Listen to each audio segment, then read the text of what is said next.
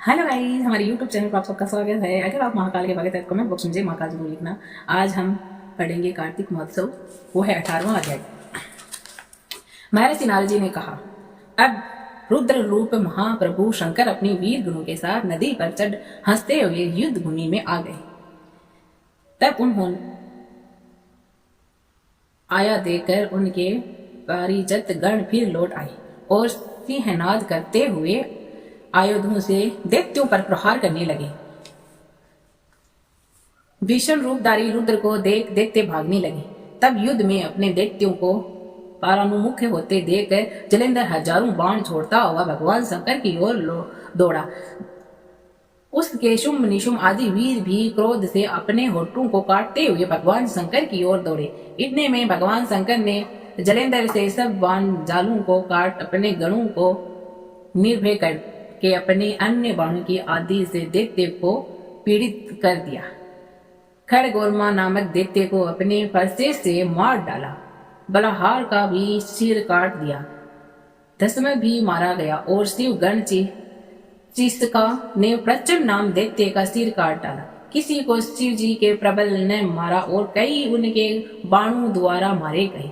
यह देखकर जलेंद्र अपने शुंभ आदि दैत्यों को धिक्कारने लगा और भयभीतों को धैर्य देने लगा, पर किसी प्रकार भी भयग्रस्त दैत्य दोबारा युद्ध भूमि में आने को तैयार नहीं हुए।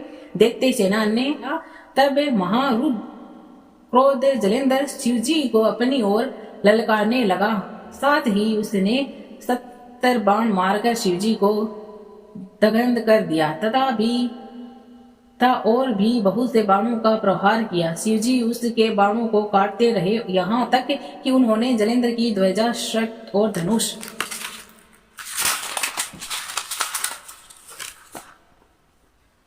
को भी काट दिए। फिर 7 बाण मारकर उसके शरीर में आघात पहुंचाया। धनुष के कट जाने से जलेंद्र ने एक प्रचंड बाण मारकर उसकी गदा के टुकड़े टुकड़े कर दिए। तब उसने समझा कि यह मुझसे अधिक बलवान है, अतएव उसने गंधर्व वीर्य माया उत्पन्न कर दी। अनेक गंधर्व और अप्सराओं के गण उत्पन्न हो गए। वीणा और मृदंग आदि बाजों के साथ नृत्य और गान गाने लगे। इससे अपने गणों सहित रुद्र भी मोहित हो गए। उन्होंने युद्ध बंद कर दिया। फिर तो काम मोहित जलेंद्र बड़ी शीघ्रता से त्रिनेत्रा भगवान शंकर का रूप धारण करके भस्म पर बैठकर पार्वती जी के पास जा पहुंचा। उधर जब पार्वती ने अपने पति को आता देखा तो उसने सखियों का साथ त्याग दिया और आगे आई। पार्वती जी को देखकर कामाधुर जलेंद्र का वीर पतन हो गया और उसके पति से वह जड़ भी हो गई। गौरी ने उसे दानव समझा। वह अंतर ध्यान होकर उत्तर की ओर मानस पर चली गई। तब वहां पार्वती जी को न देखकर जलेंद्र फिर शिव जी की ओर लौटा। उधर पार्वती जी ने भगवान विष्णु को बुलाकर दैत्य धन का वह कृत्य कहा और यह प्रश्न किया कि आप इससे अवगत है। भगवान विष्णु ने हाथ जोड़कर और सिर नवाकर उत्तर दिया, आपकी कृपा से मुझे सब कुछ ज्ञात है। हे माता, जो आज्ञा दो पालन करूंगा। माता ने विष्णु जी से कहा, उस दैत्य ने जो मार्ग खोला है उसका अनुसरण उचित है। मैं तुम्हें आज्ञा देती हूँ कि तुम जाकर उस स्त्री का पतिव्रत भ्रष्ट करो, वह दैत्य तभी मरेगा। पार्वती जी की यह आज्ञा पाते ही भगवान विष्णु उसको सिरोधार्य कर छल करने के लिए जलेंद्र के नगर की ओर गए। 19वां अध्याय।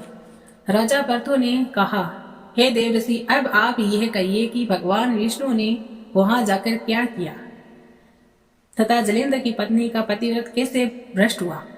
नारद जी बोले, जलेंद्र के नगर में जाकर भगवान विष्णु ने उसकी पतिव्रता स्त्री वृंदा का पतिव्रत भंग करने का विचार किया। वह उसके नगर में एक उद्यान में जाकर ठहर गई और रात में उसको स्वप्न दिया।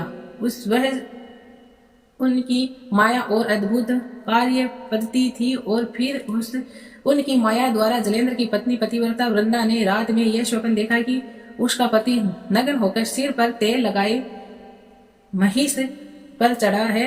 वह काले रंग के फूलों की माला पहने हुए है तथा उसके चूहे और सिंह की जीव है। वह सिर मुंडाए हुए अंधकार में दक्षिण दिशा की ओर जा रहा है।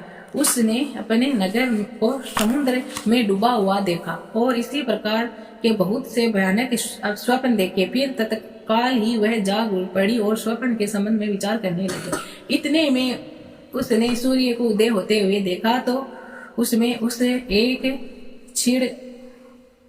छिद्र दिखाई दिया था। वह कांतिहीन था, इसे उसने अनिष्ट जाना। वह भयभीत होकर रोने लगी। वह छेज भर गई, अटारी पर चढ़ी, भूमि पर उतरी, मगर उसको कहीं भी शांति प्राप्त नहीं हुई।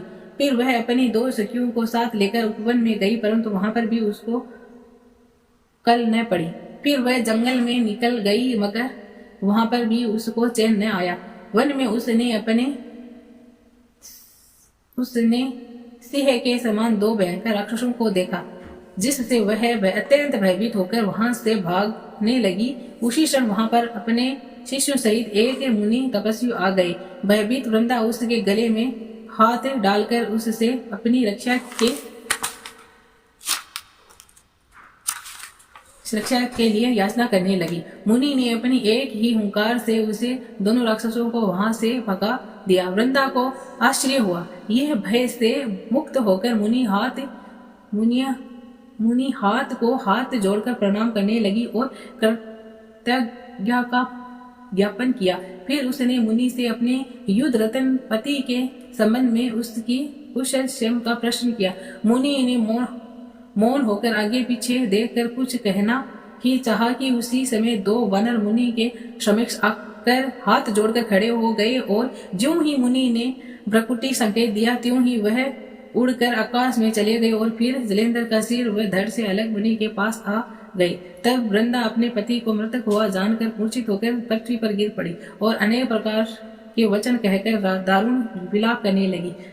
पश्चात उसने उस मुनि से कहा, हे कृता निधि, आप मेरे पति को जीवित करें दीजिए। पतिव्रता प्रायण देते पत्नी ऐसा कहकर दुखी ही वासों को छोड़ती हुई मुनीश्वर के चरणों में गिर पड़ी। तब मुनीश्वर ने कहा, वह शिवजी द्वारा युद्ध में मारा गया है, अतः एवं जीवित नहीं हो सकता, क्योंकि जिसे भगवान शंकर मार देते हैं वह कदापि जीवित नहीं हो सकता। परंतु शरणागत की रक्षा सनातन धर्म है, अतः मैं कृपया इसी दिलाई देता हूँ।